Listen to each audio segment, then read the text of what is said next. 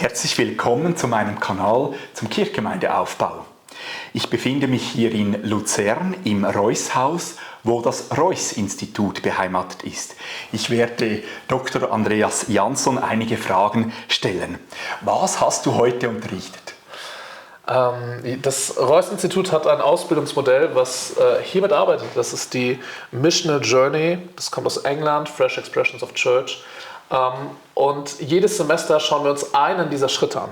Im letzten Semester haben wir das auf Gott und die Welt hören angeschaut und jetzt sind wir beim Lieben und Handeln. Und das ist quasi ein Ansatz, wie Kirche sich in, Kontexte vorwagen kann, die kirchlich gar nicht so erreicht sind, wo vor allem Menschen sind, die sagen, ja, mit Kirche kann ich nichts anfangen.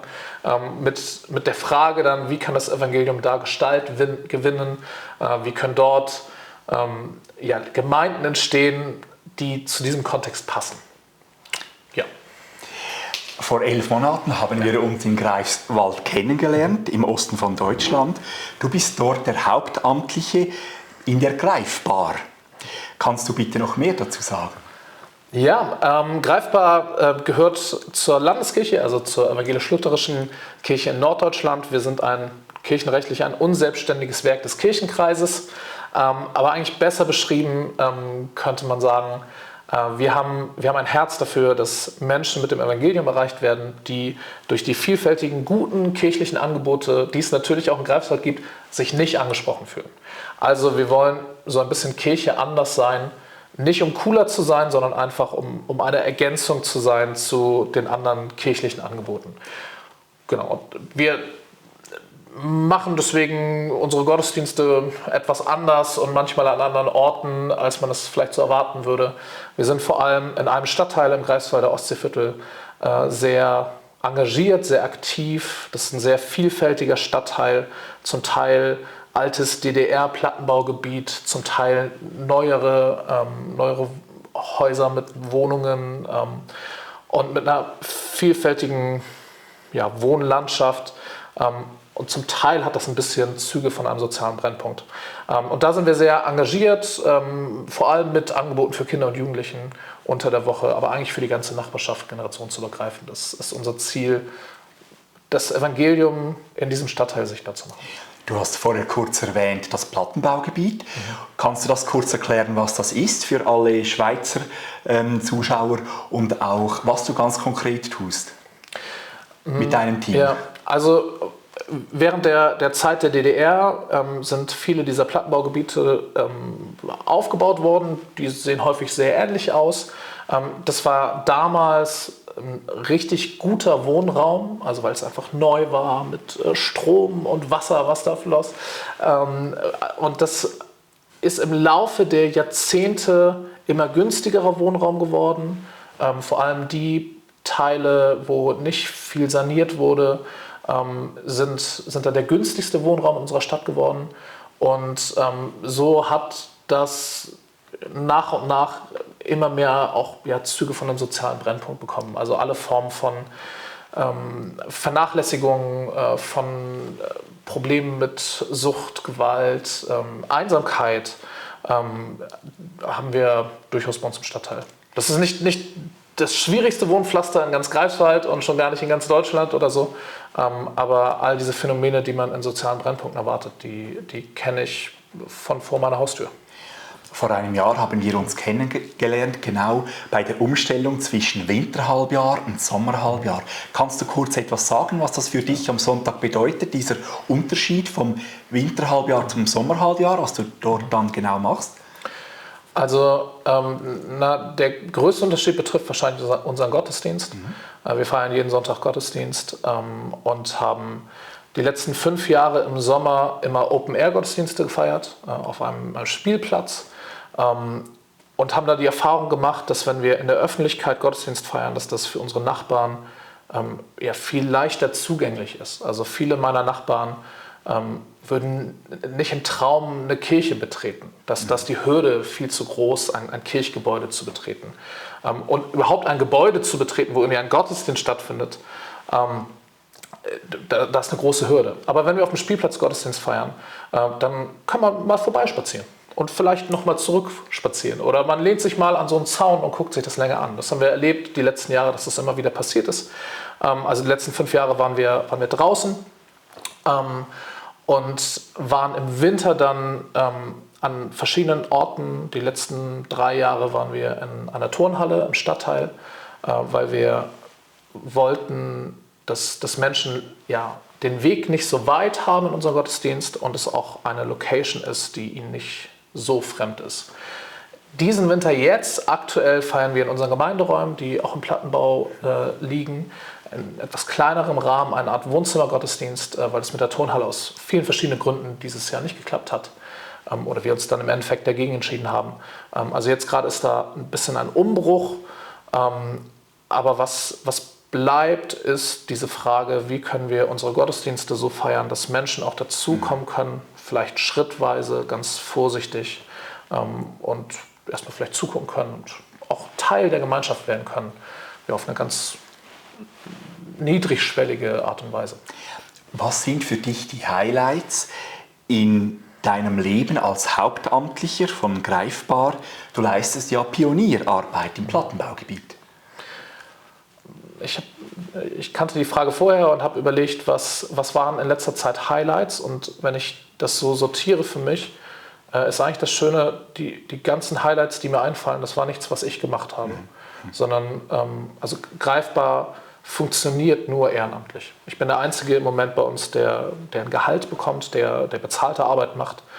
Greifbar hat über viele Jahre komplett ehrenamtlich gearbeitet. Und das zu sehen, was zum Beispiel in der Teenie-Stunde, die einmal die Woche stattfindet, was da passiert, wie dort durch die Beziehungen, die wachsen, durch das wöchentliche Engagement von unseren Ehrenamtlichen, wie sich da Jugendliche gerade für Gott und den Glauben öffnen und da Riesenschritte machen und jetzt überlegen, ob sie sich taufen lassen. Und das ist ganz wunderbar. Oder ich denke an eine Situation. Wir haben ein WG-Netzwerk bei uns im Stadtteil, also quasi christliche WGs und Familien, die da wohnen und die bewusst eben als Christen in diesem Stadtteil wohnen. Und wir nennen es das Lichternetz. Die Idee ist, dass wir Licht Gottes in unserem Stadtteil sind. Und neulich, da sind von Tür zu Tür, es sind so Leute gegangen und haben geklingelt, die Telefonverträge abschließen wollten. Und eine von diesen Mitarbeiterinnen war bei einer WG bei uns im Stadtteil und wurde dann reingebeten und die hat dann ihr Herz ausgeschüttet. Und also es ging dann gar nicht mehr um Telefonvertrag, am Schluss wurde doch einer abgeschlossen, aber sie hat einfach ihr Herz ausgeschüttet und ist dann weitergegangen und die 2 Christen, die da gewohnt haben, haben danach für sie gebetet und dann kommt sie zur nächsten Wohnung aus unserem WG-Netzwerk. Und dann steht wieder ein Gespräch und im Endeffekt bekehrt sie sich an dieser zweiten Wohnung und es wirkte so vorbereitet. Da war keine Evangelisationsstrategie hinter, sondern es ist irgendwie einfach passiert. Und ich denke an eine junge Frau bei uns aus dem Stadtteil, die wir schon lange kennen, wo schon lange Beziehung gewachsen ist. Die war auch schon mit auf Gemeindewochenenden. Und neulich trifft sie mich und sagt, Andi, warum habt ihr mir das nicht erzählt? Und erzählt davon, wie sie eine ganz persönliche Gottesbegegnung hatte und so ergriffen wurde von Gottes Liebe. Und dann sagte sie immer wieder, warum habt ihr mir nicht gesagt, dass Gott so gut ist? Und ich habe einfach gestrahlt und gelächelt und habe innerlich gedacht, wir haben es schon gesagt, wir reden häufig davon, wie gut Gott ist, aber jetzt hast du es eben erlebt. Und das sind so die Highlights der letzten Zeit und es war jetzt nichts, was ich geleistet habe. Du hast vorher das Lichternetz erwähnt. Du hast mir auch vor einem Jahr gesagt, dass das Gebet für dich zentral ist. Kannst du das vielleicht noch kurz erklären? Warum? Wenn ich unsere Arbeit vorstelle, ein bisschen länger, als ich es jetzt eben gemacht habe, sage ich häufig, unsere Arbeit hat 3 Säulen. Das eine sind die Programme und Events. Und ich habe quasi eben den Fehler gemacht, dass ich auch darüber geredet habe. Ich war sofort beim Gottesdienst, habe dann von der Teenie-Stunde erzählt. Und das ist wichtig und wertvoll. Die zweite Säule ist aber mindestens genauso wertvoll. Das sind Beziehungen, die wachsen, Begegnungen mit den Menschen. Und die dritte Säule ist Gebet und Anbetung Gottes. Und ich ganz persönlich merke, ich schaue ganz häufig auf die erste Säule und auf die anderen 2 nicht so sehr. Und ich unterschätze, glaube ich, die Wichtigkeit von Beziehungen und ich unterschätze auch die Macht von Gebet. Und das lerne ich in den letzten Monaten, vielleicht Jahren immer mehr, welche Kraft im Gebet steckt. Und zwar in allen Dimensionen, nicht nur Fürbitte, auch Fürbitte, aber auch einfach in der Anbetung Gottes. Und genau, ich glaube, alles drei hat viel miteinander zu tun. Ich glaube, da sind keine Prinzipien hinter, die wie Naturgesetze wirken, aber ich glaube, wenn wir mehr beten, macht das, was wir tun in einem Programm, effektiver. Das klingt jetzt so nach einem Naturgesetz, aber wenn wir arbeiten und nicht beten, glaube ich, ist vieles fruchtlos. Ich glaube, es braucht das Gebet. Und ich habe eben gesagt, die ganzen Highlights der letzten Zeit, das ist nichts, was ich getan habe. Das ist ja nicht nur was nicht ich getan habe. Also wir alle einige haben da was getan, aber es ist vor allem Wirken Gottes. Wirken Gottes, was wir im Gebet erbitten, wo wir im Gebet ihn für loben und preisen. Gebet ist, glaube ich, sehr, sehr zentral, sehr, sehr wichtig. Was sind deine größten Herausforderungen beim Evangelisieren in der ehemaligen DDR? Wir haben es in Greifswald, also im Osten Deutschlands, ja mit einem der atheistischsten Gebiete der Welt zu tun. Wahrscheinlich, wenn man sich so Statistiken anguckt, mit dem atheistischsten Gebiet.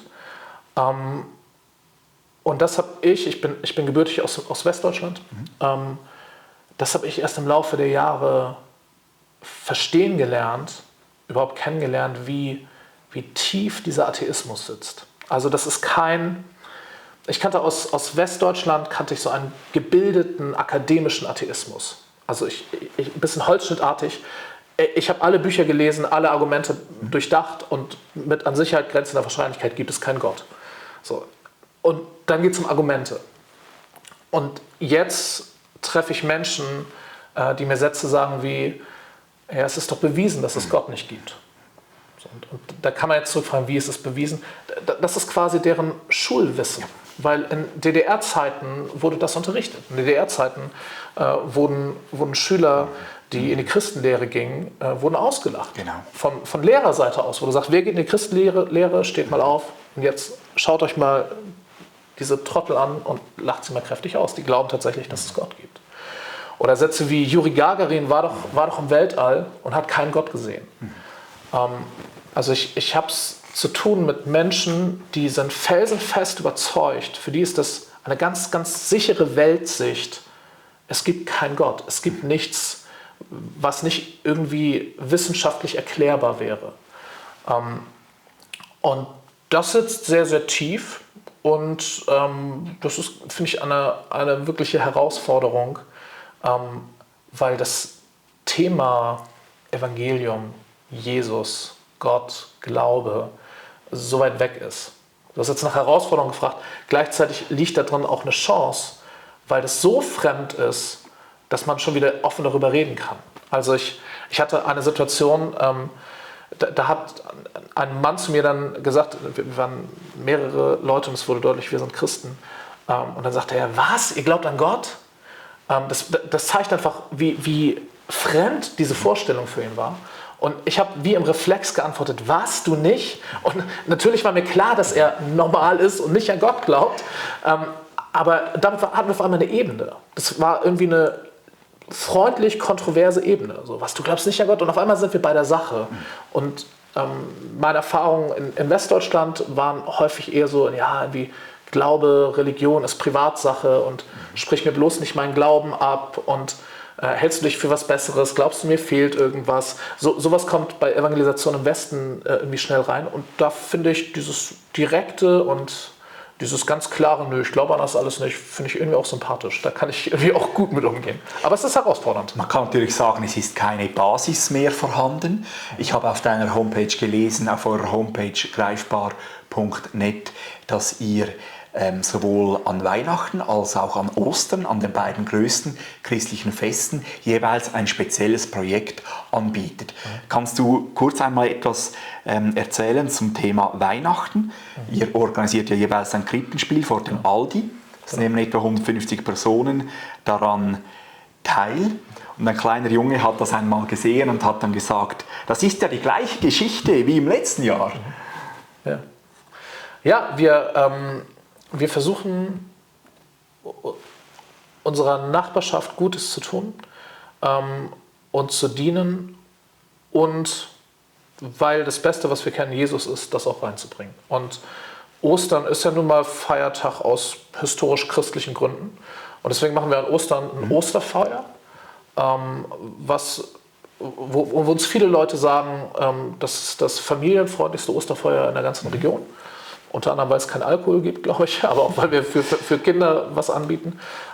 Und wir nutzen dieses Nachbarschaftsfest, was wir anbieten, immer, um auch dann die Osterbotschaft zu erzählen. Also wir haben auch Osterhasenkostüme und es gab viele Jahre, wo der Osterhase dann erzählt hat, warum es an Ostern eigentlich nicht um ihn geht, sondern um Jesus.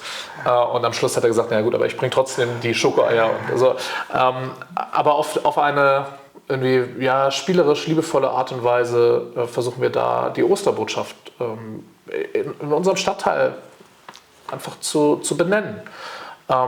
Und an Weihnachten ist das Krippenspiel, das ist auf dem Aldi-Parkplatz, hast du schon gesagt, also auf Open Air, auf einem Supermarktparkplatz. Und da erleben wir, dass Menschen dazukommen, 150, ich glaube dieses Jahr waren es sogar etwas mehr, die mit Sicherheit an Heiligabend und Weihnachten in keinen Gottesdienst gehen würden. Aber weil es das Krippenspiel ist, wo Kinder aus dem Stadtteil das Krippenspiel spielen, dadurch hat es eine Anziehungskraft und da kommen Leute hin und das Krippenspiel hat halt auch irgendwie mit Jesus zu tun. Und das ist halt die Weihnachtsbotschaft. Das sind so die zwei großen Events. Es etabliert sich gerade ein drittes an Halloween. Also wir wissen, das ist Reformationstag, aber für unseren Stadtteil ist es Halloween, wo ja viel mit Gruseln und Horror und sowas irgendwie gearbeitet wird. Da feiern wir ein Lichterfest, einfach um was dagegen zu setzen. Und alle Kinder sind eingeladen, sich zu verkleiden, aber nicht gruselig. Und dann feiern wir Lichterfest und Jesus ist das Licht der Welt. Also auch da versuchen wir ein Stadtteilfest, in dem Fall jetzt sehr auf Kinder und Familien ausgerichtet, zu etablieren, was unserer Nachbarschaft dient und gleichzeitig auch verkündigt. Was rätst du einem Kirchgemeindemitglied, wie es selber Kirchgemeindeaufbau betreiben kann? Wie kann jemand, der in den Gottesdienst geht, zum Beispiel selber den Glauben so leben, dass auch andere davon Jesus kennenlernen können? Also jede Antwort von mir, die jetzt nicht mit Beten anfängt, wäre ein Widerspruch in unserem Interview. Beten, und ich meine es ganz, ganz ernst. Ich bin ein Riesenfan, darüber nachzudenken, wie ein Lebensstil missionarisch sein kann, anziehen kann auf eine authentische Art und Weise. Aber ich glaube, auch das muss aus Gebet geboren sein. Und aus dieser Gottesbeziehung heraus, aus einer lebendigen Gottesbeziehung herauskommen. Und dann gibt es da, glaube ich, keine Rezepte. Es ist gut, gemeinsam unterwegs zu sein. Das ist immer im Glauben gut, gemeinsam unterwegs zu sein. Und ich würde, vielleicht, wenn du mich jetzt fragst, würde ich sagen, denk nicht nur an Angebote, die in der Gemeinde gemacht werden. Ich habe gerade gesagt, wir haben ganz viele Angebote, die bei uns ehrenamtlich getragen werden. Wir brauchen Ehrenamtliche. So. Aber es ist so wichtig, dass all diese Ehrenamtlichen, dass ich als Hauptamtlicher sie sehe, nicht nur alleine als Ehrenamtliche in unserem Programm, sondern jeder und jede Einzelne steht ja in einem eigenen Beziehungsnetzwerk. Familie, Freundeskreis, Nachbarschaft, Arbeit, Arbeitsplatz, Studium, wo auch immer. Und all diese Beziehungen, die will ich in den Blick nehmen. Und da, eine Sache, die ich ganz häufig predige, ist, fang an, dort, wo du in Beziehung stehst, zu lieben und zu dienen. Ich sage jetzt nicht, fang nicht an zu predigen. Also ich würde immer sagen, wenn es für dich authentisch ist, auf jeden Fall, red auch über Gott und red über deinen Glauben. Aber ich glaube, der beste Ansatzpunkt, du hast nach dem Anfang gefragt, ist, zu beten und aus dieser Gottesbeziehung heraus, die ich lebe, zu lieben und zu dienen, wo immer ich bin. Und nicht auf die große Berufung zu warten oder jetzt die große Missionsmethode auszuprobieren. Das kann alles irgendwie irgendwann noch kommen, aber beten, lieben, dienen, los geht's. Ich möchte noch einen Schritt weitergehen. Was rätst du einer Pfarrperson, wie sie neben allen normalen Verpflichtungen effizient Kirchgemeindeaufbau betreiben kann? Würdest du auch sagen, es beginnt beim Gebet oder hast du noch eine andere Idee? Ich habe über die Frage vorher nachgedacht und erstmal, ich bin ja keine normale Pfarrperson. Also ich bin auch durchaus sehr bewusst in einem anderen kirchlich-gemeindlichen Setting. Insofern stellt diese Frage auf jeden Fall noch ganz vielen anderen Leuten, die qualifizierter und aus Erfahrung dazu reden können. Jetzt trotzdem meine Gedanken dazu.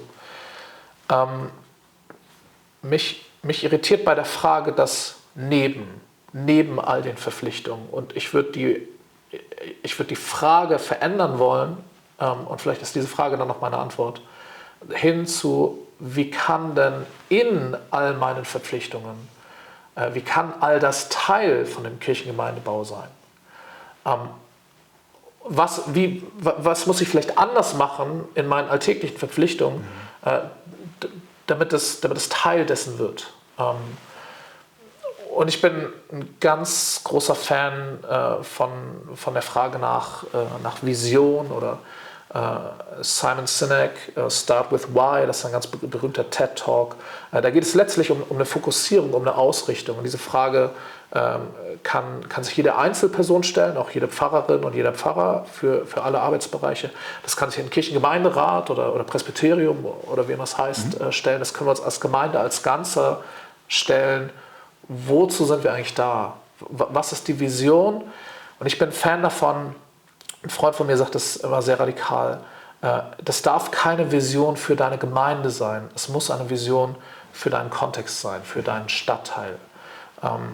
Das ist provokant, ich finde es gut zu sagen, es geht um eine Vision, die größer ist als wir als Gemeinde. Das Ziel ist nicht, dass wir als Gemeinde wachsen, damit wir dann größer sind oder dass unsere Fahrstelle finanziell gesichert ist oder so. Das ist alles irgendwie auch wichtig und schön und gut.